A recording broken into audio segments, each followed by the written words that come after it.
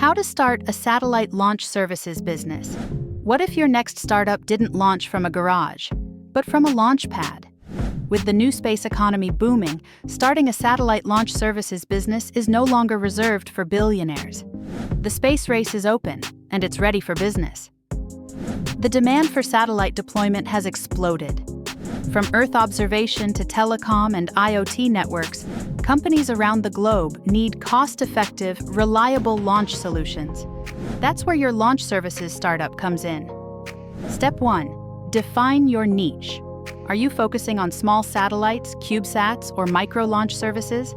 Specializing in lower payloads can be more affordable and meet the growing demand from universities, startups, and governments. Step 2. Develop your launch vehicle. Design or license a rocket system.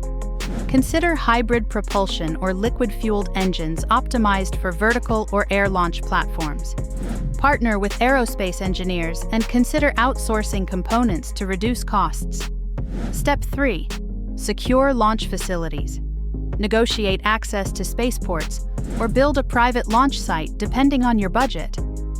Coastal regions and existing federal ranges are strategic options. Step 4.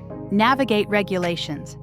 You'll need launch licenses from national space agencies like the FAA, ESA, or India's ISRO. Set up insurance, export compliance, and liability protections early. Step 5. Build strategic partnerships. Team up with satellite manufacturers, data service providers, and government agencies. A robust network will help scale your launch manifest and win long-term contracts. Launching into space isn't just a dream, it's a business model. Want more strategies for building in the final frontier?